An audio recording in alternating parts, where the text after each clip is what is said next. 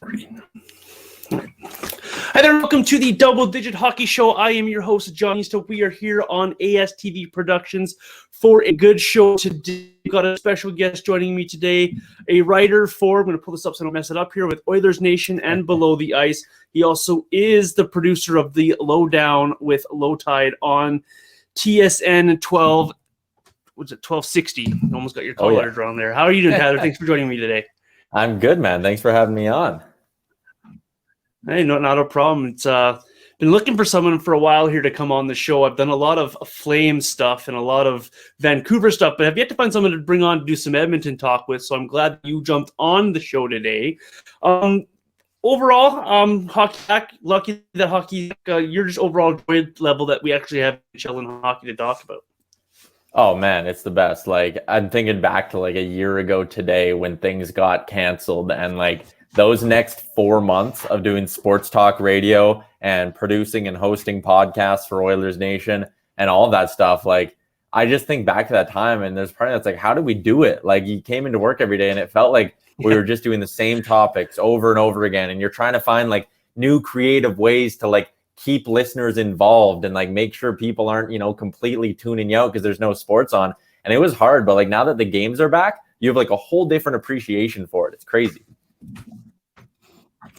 Yeah, it is weird, and I totally get what you mean. About a year ago, I was covering the Hurricanes for Dub Network, and I was supposed to have a game to go to, and they told me not to go to the game, and I haven't been back to a rink since. So we'll get there eventually with fans and stuff like that, but we'll move on with things today. Overall, the Oilers have had a pretty successful start to their season in this North Division. Just before we get into any specifics, your overall feel of what you've seen from Edmonton so far this season. Yeah, it's been almost like a weird sandwich of play where they started the year bad. They were 3-6. There was the opening night loss to the Vancouver Canucks. They kind of they sputtered to get the season going. And then there was that stretch where from the end of January to the end of February, they were just lights out, man. Everything was clicking for this team. You had McDavid, Drisaital scoring at the rates they were. It's the reason why they're 1-2 in scoring. Mike Smith came back and was like this weird Vezina level Mike Smith we've never really seen. The blue line was looking good. Darnell Nurse, man, there was whispers of Norris Trophy when you heard his name. And the depth scoring was coming along. There was that Kara Archibald Ennis line that was giving them like a steady stream of secondary scoring. And all of that stuff just sort of came to a screeching halt, it felt like, in the games against Toronto, and they got it back for a few games against Ottawa and a couple wins against Calgary, or one win, I think, against Calgary mixed in there. But now, again, it just feels like they're sputtering, and the secondary scoring is slowed down. Some guys on the blue line have maybe taken some steps back, and if McDavid and Drisaital aren't putting up 2-3 points a game again, it feels like they're not going to win the hockey game. So it's been this weird sandwich of like great hockey right in the middle, and then on the outer markers right now, at least, some rough periods. I'm glad you went there with the secondary guys, because that's kind of where I focused. Everyone knows what you're going to get in Connor. Everyone knows what Drisaital brings to the table, and those two are talked at by nauseum in mainstream media, and for good reason. They're great players, 1-2 in scoring, like you mentioned, in the league. But I want to take a look at the guys that are not getting the headlines, and I want to start with a guy who had a rough start to his NHL career. He left the team for a bit. Now he's back. He changed his number, and he looks like a completely different player now for the Oilers. Jesse Puljujarvi, what have you made of him so far this season? Oh, man. I mean, I've had a touch-and-go relationship with that whole Puljujarvi thing. When he left, I was kind of like, okay, give him some time to go back. He's young. But then there were still people around the fan base who were like, oh, he's going to be great when he comes back. He's going to be great. And I was kind of like, I don't see it. Like, you know, the numbers are there in Finland, sure, but like, I needed to see more. I needed to see him prove it. I didn't have high expectations for him coming back this year. And honestly, a big reason when they gave him that second year on the contract, I went, that's probably because they want Seattle to take him. And I almost felt like that was the handshake agreement they had with his agent, was like, you know, if you come back, we'll give you the second year. We'll let you go to Seattle. We won't protect you. And like, it's done. And now he's an incredibly valuable member of this team's core. Like, he's producing in the top six. When they give him power play time, I think he looks great on that top unit. He seems to have simplified his game a little bit. He knows how to use his size a little bit more. He's not trying to be Patrick Laine, who succeeds on his shot and wants to be this pure dynamic offensive player. He's almost added this element of like grit to his game where he knows, I'm bigger than a lot of the guys. I'm a little stronger now because I'm 22 years old or 23 years old, however old he is. And he knows that if he gets the puck to the Oilers' skilled centerman, they work the perimeter and he just stays right down the middle, he's going to have success. And so far this year, he's had success. Like, I think he's at 7 goals already. And honestly, with some luck, I think he could be at 10 or 11, if I'm being honest. He's hit a couple of goal posts. He's been robbed a couple of times. Like, everything from the production to the way he's playing away from the puck, he's passing every test. And it surprised me, honestly. What surprised me about him is you talk about how big he is, but then you talk about how fast he is as well. How do you think that the Oilers have used that? Have they used that properly in their game plan with Puljujarvi? At first, they started him on the third line, and the concern in past years was that, as soon as he got a look in the top 6, if there was not even one bad game, one bad period, they yanked him right off. So I like that they started him slow in the bottom 6, let him get a feel for the NHL game again, and then they gave him that chance with McDavid. And even if he has a bad game or a bad period, they don't just throw him right back down to the bottom 6 like McClellan or Hitchcock might have. They're letting him work out the kinks on those skilled lines. And I love that. I think they absolutely have used him properly. I wouldn't mind seeing him a little bit more on the power play, but they're really comfortable with Chase on in that net front spot and Neal when he's in the lineup. So I'll say that, yeah, they've used him properly, and it's been a good sort of mix here. He works really well with Connor McDavid. And again, that size he has, the size with the natural scoring ability, makes you think like this could be a really, really long-term fit here. How much do you think Dave Tippett played into the success of Puljujarvi? Now, you mentioned that previous coaches would have just put him down on line if he struggled, but Dave seems to just, nope, back out there, kid. Let's figure this out and let's go. How much success do you credit to Tippett for that? I think the relationship's been great. And there was a press conference like a couple weeks ago now after Puljujarvi was coming off a good game. And someone asked Tippett about, the strides he's taken, and his face lit up. And he was talking about how much he loves the kid, how much fun he's having. He said, when he scores, he's a kid in the candy shop. There's no one in the building happier than him. And I think the relationship has been really good. I do think a part of it too, like Puljujarvi's improved his English a little bit. That's allowing him to maybe communicate a little bit better than last time he was here. But Dave Tippett deserves a ton of credit for this because he's been patient. And I think he's been positive with Puljujarvi. And sometimes when you have a player whose confidence can be an issue at times, always being positive with them doesn't mean you're not stern and you don't, you're not hard on him at times, but being positive all the time and framing things in a positive way. I think Tippett's done an excellent job with that. Yeah, I think one thing that Tippett doesn't get enough credit for is he's known for his defensive mind and how he defends in a hockey game. I don't think he's given enough credit for how he works his forwards into scoring positions. So appreciate those thoughts on Puljujarvi. There's another guy in that top 6 that is a pulverizing conversation as I scroll through Oiler fan pages and through Oiler Twitter. And it's the conversation around Ryan Nugent-Hopkins and what to do with him. What is he? How valuable is he? Where do you in? I was just working on an article, 5 reasons why they'd be foolish to let Ryan Nugent-Hopkins walk. And right now it feels like they're close in negotiations. And there are people who go, oh, $6 million is too much. Perimeter player. He's not a first overall pick anymore. All that kind of stuff. And for me, he has offensive ability. He's scoring as of a week ago. He was close to a 30-goal pace in an 82-game season. That's a good amount. I don't care if you do it on the power play, like whenever. If it finds the back of the net, it's a goal. So he's been scoring at a decent rate this year, even though his shooting percentage has taken a bit of a dip. So I think there's reason to expect him to score even more.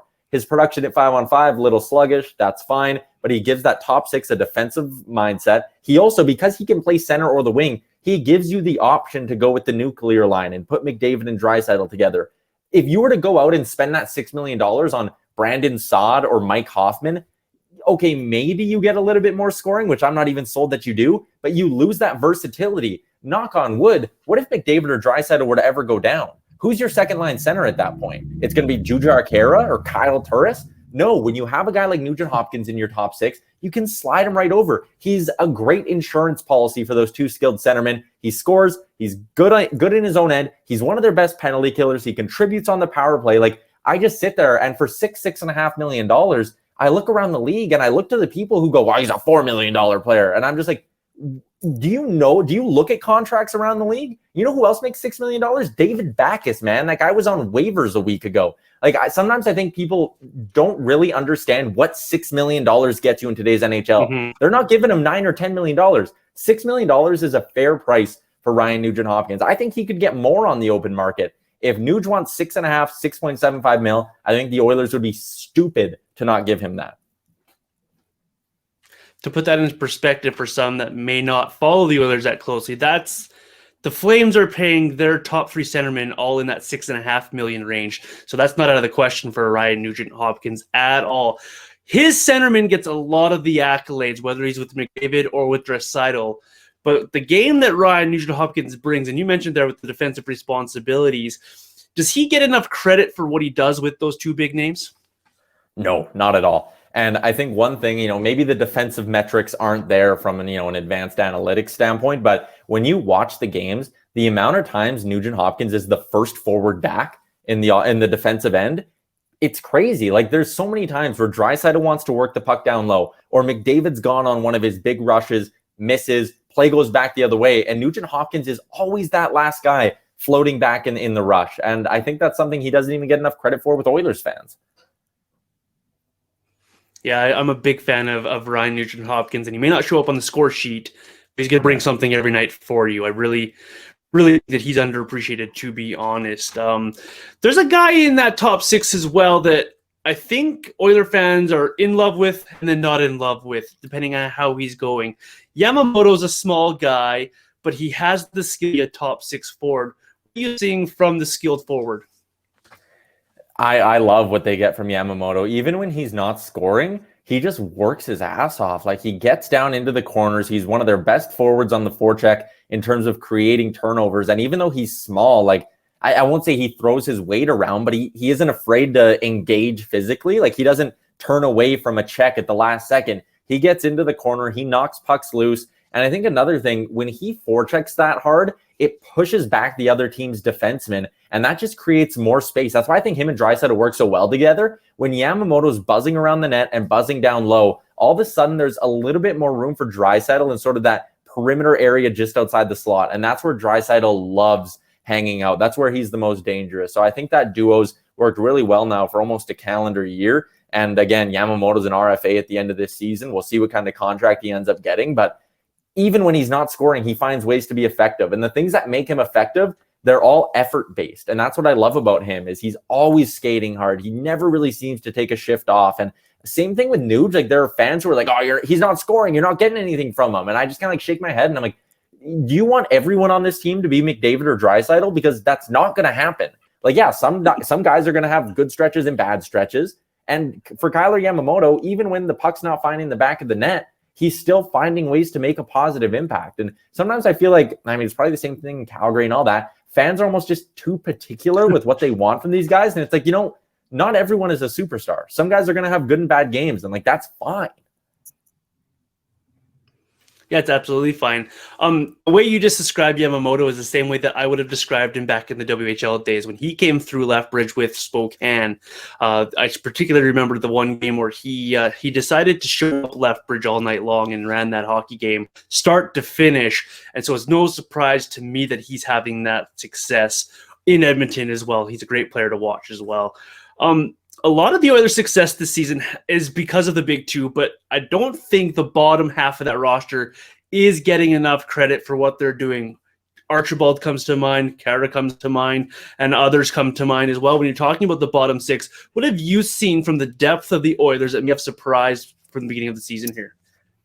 Yeah, it's been a little inconsistent, I think. Like, even Kara, he's a guy who was on that taxi squad. He cleared waivers earlier in the season, and when he cleared waivers, I kind of went and I said, this might be the end of his NHL career. Like, we've seen him for the last few years here in Edmonton where he goes on these little 5-game runs where he plays so well, and you're like, that's the Jujhar Kara we need. And then he's just silent. He doesn't skate hard. He doesn't show a willingness to engage physically, and he's just quiet for like the rest of the season. Then they have to put him on waivers or healthy scratch him for a couple weeks.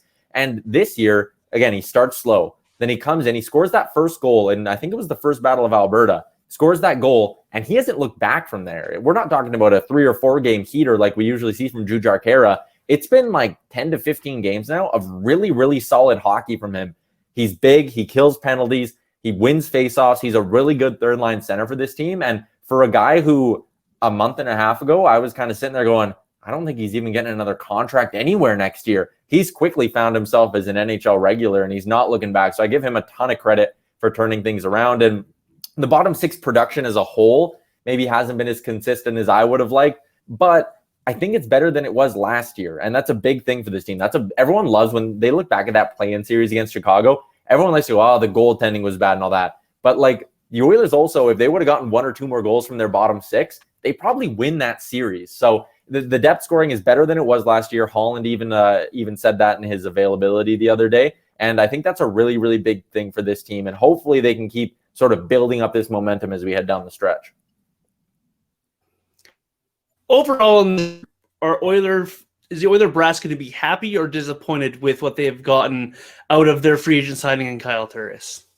Oh, disappointed for sure. I think you were looking at him to be a third-line center who's giving you a point every other night kind of thing, and what we've gotten is a guy who cannot skate at the NHL level. He's had maybe 2 good games out of the ones he's been in the lineup for. He's getting healthy scratched kind of on the regular. He's had some COVID issues now, but I think he's back skating. I don't think he ever tested positive, though, but he was on the COVID list for a little bit there. They're not happy with that, and they're not happy that they gave him a second year. I think that's one that they would like to they'd like to move on from. Like, I don't think they're moving him at the deadline, although I pitched the idea of maybe you move him to a rebuilding team and try to get back a centerman who, maybe doesn't have the same upside as him, but is at least an expiring contract, because he's had his spot in the lineup, 1 taken by Jujhar Khaira and 2 taken by Gaetan Haas. Like, Kyle Turris has not come as advertised. Still time for him to turn it around. Maybe he's a second half player, but right now I'm not seeing much of anything from Kyle Turris. Yeah, it's a bit of a when they signed that contract, I actually really liked it for Edmonton. I was all like, hey, that's a good depth pickup for him. And then it's just been disappointing from there. So you understand why Nashville got rid of him as well, too. What I like to tell Oilers fans who are mad about Kyle Turris is I say, if you think you're mad at him for $1.6 million, imagine how pissed Predators fans were paying this guy $6 million a year. Like, holy. Yeah, that's a hard pill to swallow, and they got to have that buyout on their salary forever. Yeah. That's a bad. But they did another free agent acquisition, it's hard for me to put into words how I think of this player and whether it's been a success or not. But on the back end, they brought in Tyson Barrie. What's the feel on Tyson Barrie around the Oilers Nation? I wasn't expecting him to be a top-pairing defenseman when he came here. I expected him to give the Oilers solid minutes at 5-on-5, nothing special in his own end, move the puck well, contribute on the power play. So for me, he has given them solid minutes at 5-on-5, been not terrible in his own end, moved the puck well, produced on the power play. Like, he's checked every box I kind of set for him at the beginning of the year. There are some fans who are like way on one side, and they're like, he can't play in his own end, brutal defenseman, healthy scratch him, play Evan Bouchard. Then there's some fans on the other side, like his name's Josh Park. He does a stream with me every Tuesday on Oilers Nation, and he thinks he's been their best defenseman. And I had to shake my head yet on Tuesday and go, Josh, no way, man. Like, he hasn't been their best defenseman. He's been good, but he's a really polarizing figure. And I don't think they'll bring him back next year, but he's been an important part of this blue line. He's starting to blend in a little bit better on the power play. And I said I wasn't expecting him to be a top pairing defenseman, but he kind of has been. Like, he's been on that top pair with Darnell Nurse, facing the other team's best players, taking some pretty tough zone starts as well. I haven't complained about Tyson Barrie. I think he's passed the test, and he's probably put himself in a position. Like, he took that 1-year deal as a gamble on himself, and I think it'll pay off. I think he'll get a good contract this offseason. Yeah, I agree with you there. You talked about it. Let's talk about the Oilers' best defenseman. It's been, for me, it's been heads and tails one guy, and you mentioned him a couple of times already. Darnell Nurse has stepped into a role that he didn't see at the beginning of the season until Clefbaum went down. But he's played all the minutes. He's played against all the top guys, and he's looked very good doing it. What have you thought about Darnell Nurse? I didn't see him taking the step forward, and for people who have listened to my Oilers Nation podcast and all that, I haven't exactly been like a huge Darnell Nurse fan over the last couple of years. I've always said Oscar Klefbom is their best defenseman. When he went down, there was a lot of talk, Caleb Jones is going to have to step up, and, Chris Russell is going to have to play like he did in the bubble and all that stuff. There wasn't a lot of talk about what could we get from Darnell Nurse. It was just sort of expected, like, hey, man, you better be our best defenseman this year. And he's taken that ball and run with it. He's been great at 5-on-5. He has been playing a lot with McDavid, which I think has boosted his numbers a little bit. But at the same time, like, he's given them a scoring punch. They rely on him in every situation. He's been playing a little bit on the power play. In his own end, he's been very good as well. I could not find you something wrong with his game this year. And in the past years, it would be he scrambled too much. When the puck's on his stick in the offensive zone, he really wouldn't know what to do with it. His option would basically just be to throw it into the corner if McDavid and Drisaital weren't immediately open. But he's been way more confident with the puck. In the past, I thought his first pass could have been a little bit better. Like he always just wanted to skate the puck up. This year, I've seen him making a lot more really good passes out of his own end. His game's taken like a full step forward in every sense. And he's a guy who has one more year on his current deal than he's a UFA. If he keeps this up, like I think he's made himself easily a couple more $1 million a year on that next deal. With the play of Darnell Nurse, this now brings in another question. If this continues at this level, and yes, he's a UFA at the end of next season, but does this mean the end for Oscar Klefbom in Edmonton? Well, he's got to get healthy first before, like, that's my thing. I want to know if he's ever going to be healthy again, because we keep hearing, the surgery he's getting in the next 7 to 8 days here. That's about quality of life as much as it is about hockey from what I've heard. And it's so that just his shoulder can be fine on a day-to-day basis. So you feel for the guy in that sense. I'm optimistic that he will come back at some point. If you think you're getting 100% Oscar Klefbom back at some point, you do not move him. He's making a hair over $4 million. He's proven for years now that he can play 25 plus minutes and be a top pairing D-man. You do not let that guy go. You protect him from Seattle. Some fans don't agree with me on that. They say, he barely ever plays 82 games. He's always hurt. But I'm a huge Oscar Klefbom fan, and I'm envisioning an Oilers blue line.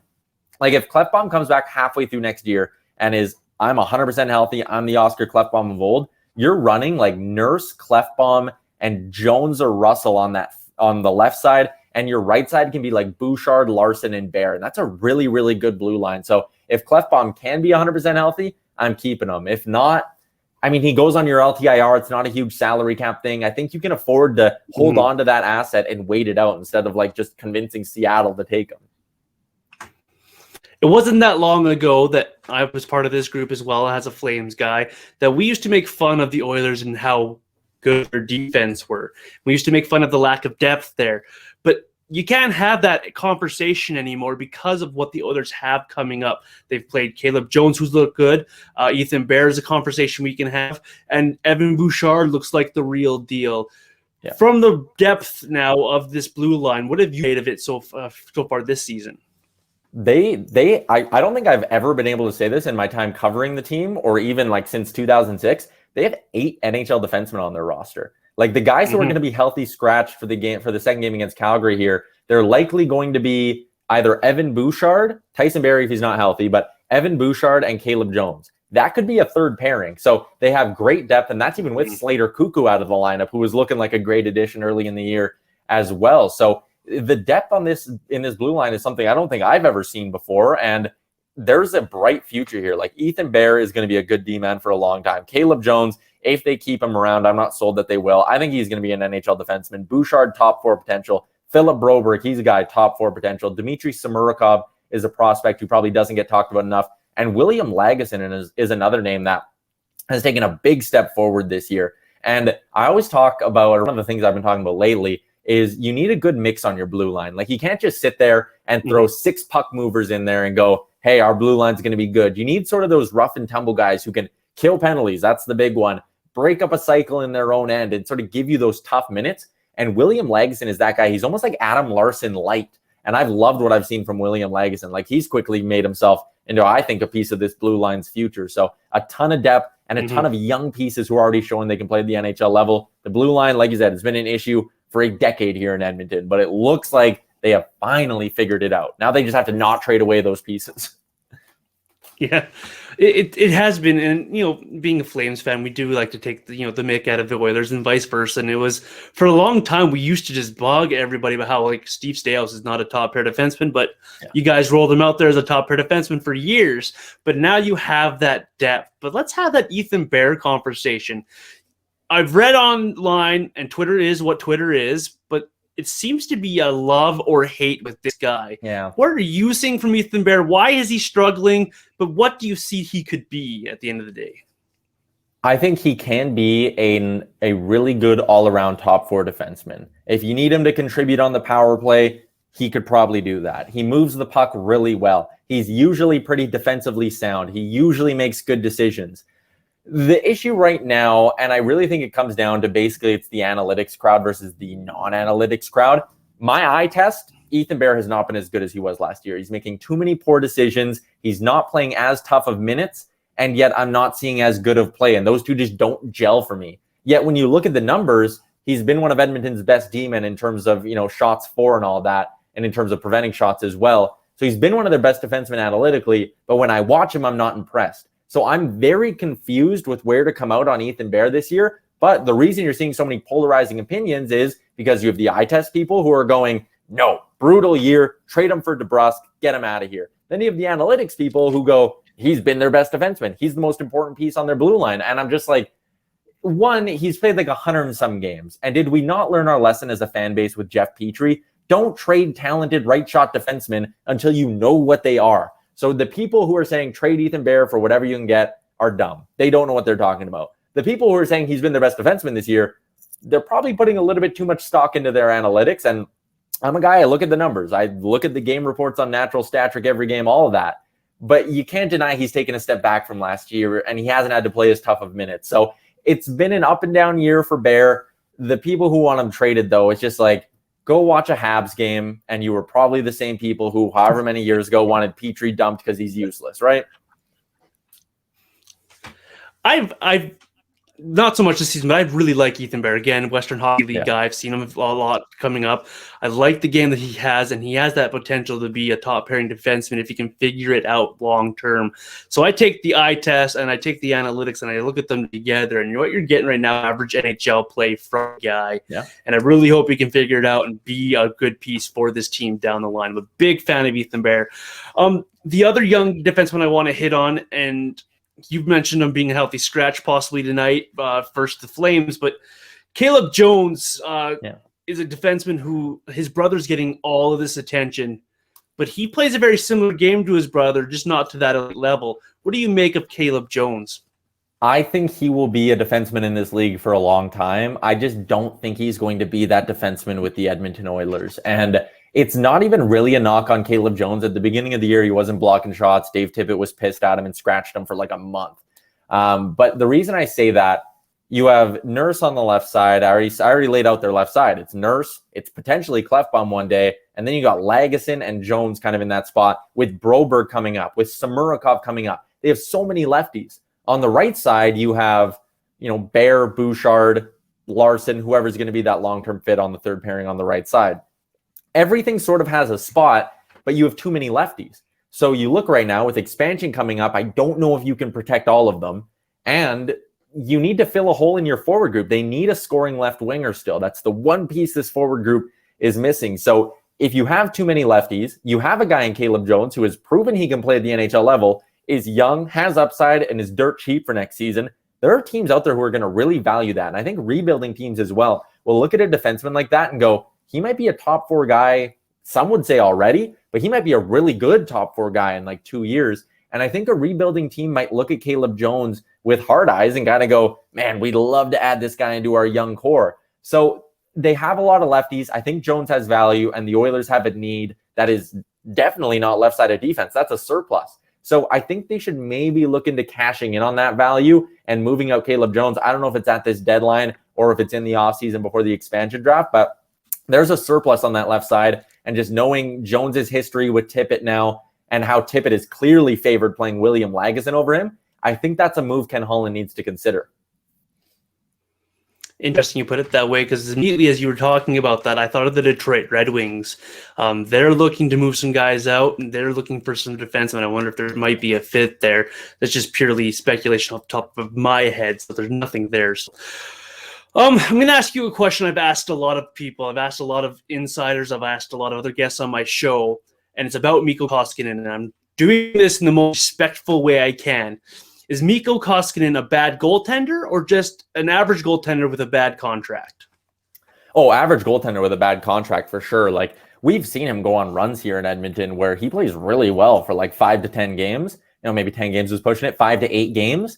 And you go, man, this guy is legit. And you sort of understand why the Oilers signed him to that contract, because if he could bring that A-plus level of game all the time, he would be a legit starter in this league. He can't handle the workload. He's a little bit too inconsistent. And even this year, like, his numbers are starting to climb up to be at least respectable again. But then he lays a stinker against Toronto, and it just sort of resets the clock with this fan base where they're all back to hating Mikko Koskinen. And then he'll play well for 2, 3, 4 games. Bad one, resets the clock again. It just seems to be stuck in that sort of cycle here. So I think he's a average goaltender, a very competent 1B who just has a bad contract. If he was making $2 million, you wouldn't hear Oilers fans complain about him. Is he going to be the goalie here next year? I would say it's doubtful. I think Ken Holland is really going to focus on getting a guy like Darcy Kemper or Elvis Merzlikins out of Columbus this offseason. I think he's going to try finally figure out that position. But for now, like, I still think that Mikko Koskinen is goalie who has the ability to get hot for 10 games and give you like A-plus play for that time. We just haven't seen it yet this year. Maybe it comes in the second half. The thing with hot streaks is you never know when they're going to hit. Yeah, you fall in line right where I was talking when I was talking to people. Yeah. He's a great tandem guy, a great second half of your tandem guy, and he just unfortunately got you'd sign that contract if it was put in front of you. That's a bad Chiarelli signing, and it seems to have affected how he is viewed in the NHL.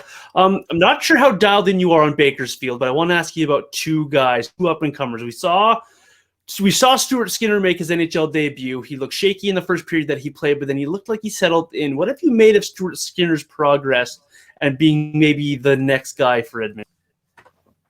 I don't think he's ever going to be like the Edmonton Oilers starting goaltender. I mean, the thing with goalies is they can kind of come out of nowhere and surprise you in terms of their development. He's putting together some amazing numbers this year in Bakersfield. But then I think back to that one start they gave him against the Senators, and it was kind of like, oof. Like, he didn't really look like a guy who could handle the NHL pace, but the numbers are encouraging in Bakersfield. The goalie prospect who excites me more than Skinner is definitely Ilya Kanavalov, who's playing in the KHL right now and putting up some really, really good numbers. That's a guy who I think they could eventually look to be their next like franchise starting goalie. Not saying it's likely or it's going to happen in the next 18 months, but I think he's a guy with that potential. I see Skinner more as a guy who, you know, maybe he could be like a Mikko Koskinen, where if you want him in a tandem, he can do that. Or he'll be a really, really good backup like Laurent Brossoit has turned into out in Winnipeg. But I'm just not sure if Skinner's ever going to have that, you know, legitimate A-plus goaltender potential. I don't think he has that in him. I could be wrong, though, because I'm the last thing from a goalie scout.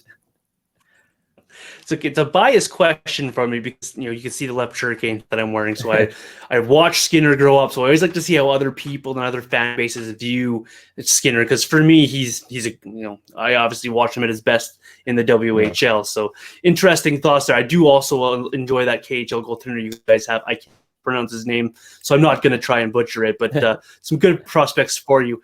The other guy, and you're probably seeing a theme here with all my Western Hockey League related questions, but Tyler Benson, I kind of wonder where he's at in the Edmonton Oilers organization. Is he going to ever make it to that next step, be a consistent guy, or is he just going to be that in-betweener for you? I really want him to work out, and I really want him to be a top 6 guy who finds a way to play with skill. But after watching him for a handful of games last year, I just think he doesn't skate well enough. And you can become a better skater. So I'm not like slamming the door on Benson ever being a top 6 guy. He thinks the game well. He has decent touch with the puck on his stick. It's just the boots, man. Like, that's really what concerns me with him. And you can always turn that around. I think he has what it takes to eventually be like a good bottom 6 support player who, you know, can be good in his own end. Maybe he's got to go the Andrew Cogliano route and just learn how to penalty kill really well and find your way into a lineup that way. But I don't think I can see him fitting in this team's top 6 moving forward. If he wants to be that guy, A, he's got to get his game to a different level, and B, he might need to find a different organization to do it in. But if he wants to be on the Oilers, you know, maybe it's next year or whatever, I think he just needs to kill penalties really well, prove he's willing to work hard, and sort of find a way to mold his game into that of an NHL bottom 6 winger. We move on to the AJHL. Got to get one more thought on the Edmonton Oilers from you. It's Battle of Alberta, Part 6 coming up here. This episode will air just after that hockey game. The 6th part has taken place. So we'll talk about it as the first 5 games of the Battle of Alberta. The Edmonton has been able to find 3 wins against Calgary. Calgary has the last laugh with the win on Monday night. What have you made through the first 5 games of the Battle of Alberta?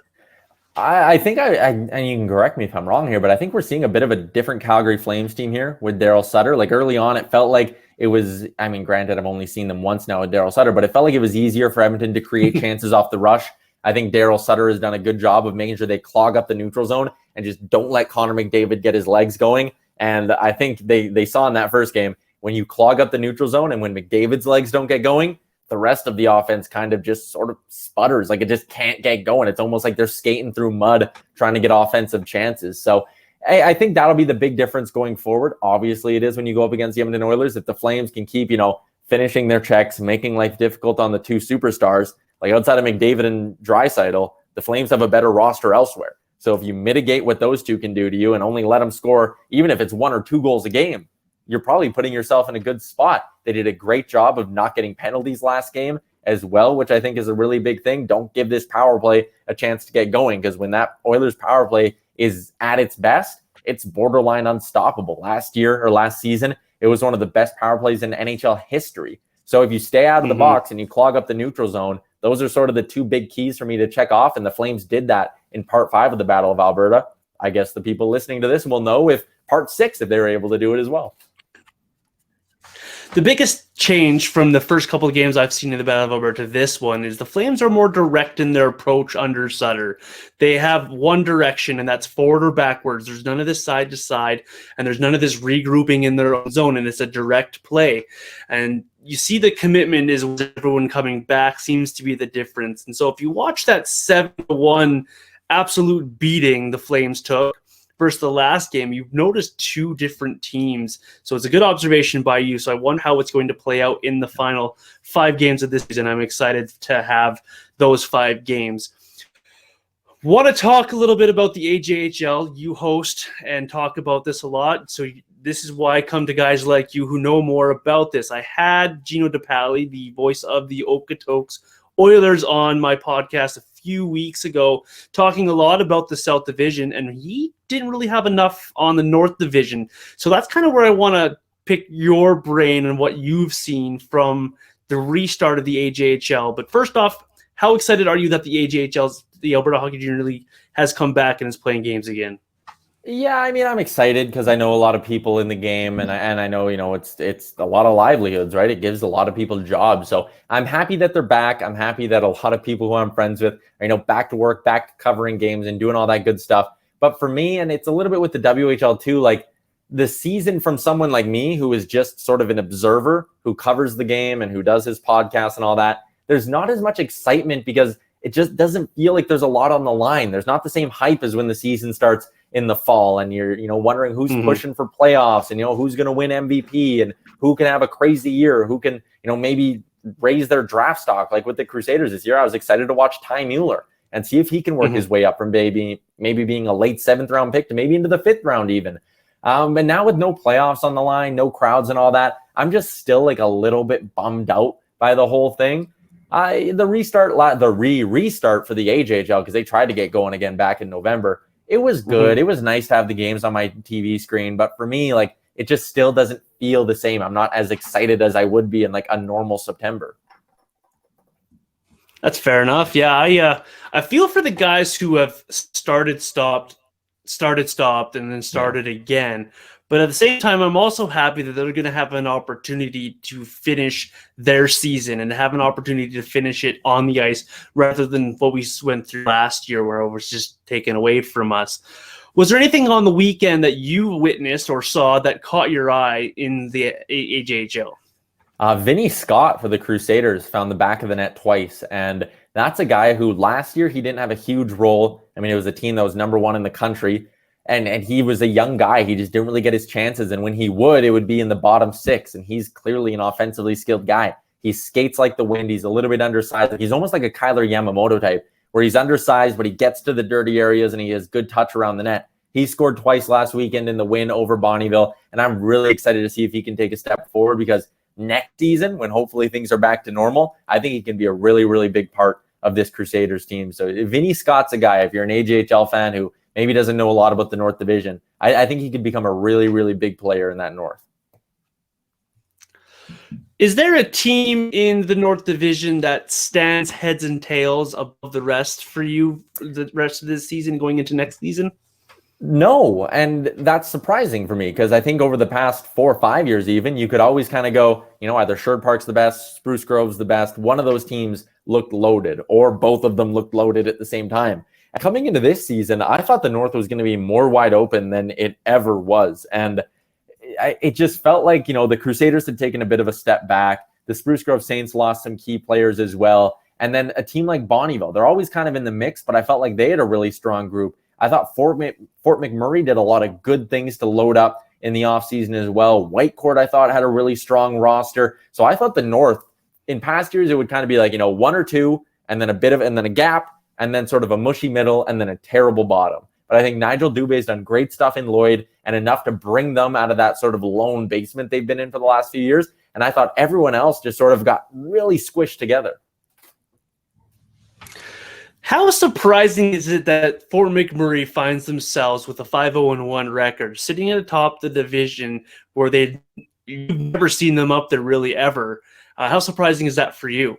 That's the magic of Gord Thibodeau, right? I mean, that guy, it feels like he can just snap his fingers and find a way to help a team win at the AJHL level. But they've gotten great contributions from Michael Hodge, who is a player I really, really like as well. And between the pipes, they have Evan Fredette, who I've really, really liked as well. He was great last year. So they had a couple of interesting pieces, and it just looks like they've built a solid roster. And Gord Thibodeau is doing Gord Thibodeau things in Fort Mac.